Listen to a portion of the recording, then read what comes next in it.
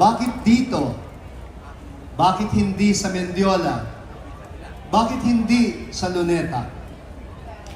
Una, hindi sa Luneta dahil hindi pa tayo naniniwala sa panawagan ng mga naroroon ngayong kasalukuyan.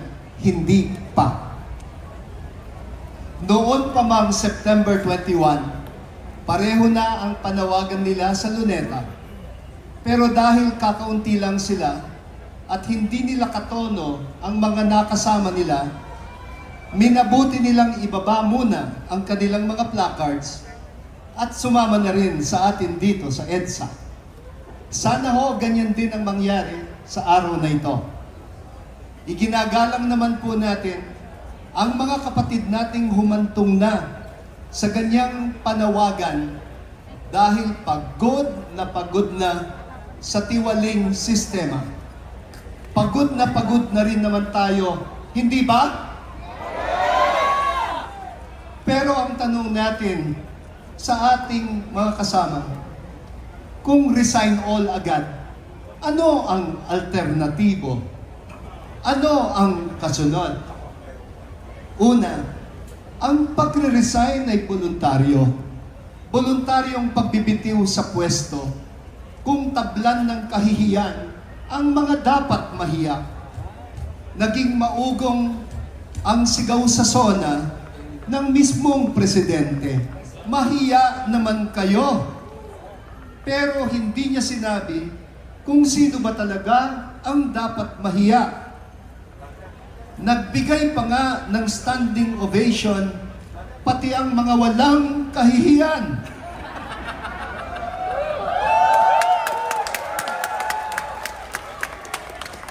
Kaya sa palagay niyo ba, kusang magre-resign ang pinagre-resign nila? Ewan ko lang. Malabo yata yon. Maliban na lang kung mahulog ang ating mga armadong puwersa sa tukso ng politika at sila na mismo ang mag-defect at manawagan ng resign.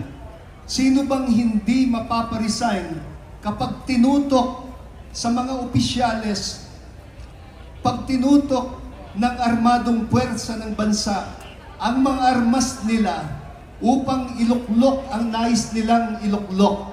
Mga kapatid, trahedya po ang idudulot ng ganyan.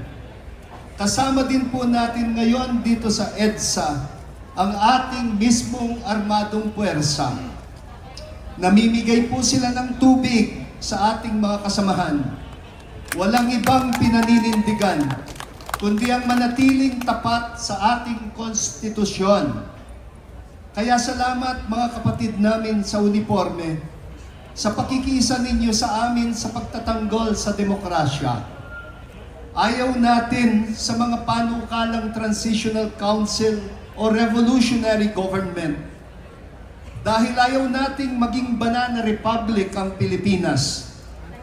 Ayaw din natin ng civilian at military junta.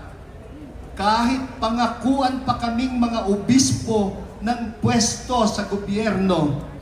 Dahil malinaw sa amin, hindi namin linya ang politika at pangungobyerno.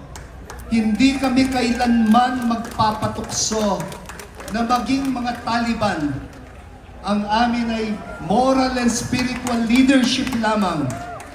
Kaya nga kami naririto kasama ninyo. Kami bahagi lang ng simbahang nakikilakbay sa buong sambayanan. Salamat po sa lahat ng mga parokya, sa lahat ng mga diocese, sa lahat ng mga probinsya at syudad sa buong kapuluang Pilipinas na naglunsad din ng kani-kanilang mga trilyon peso march sa araw mismong ito.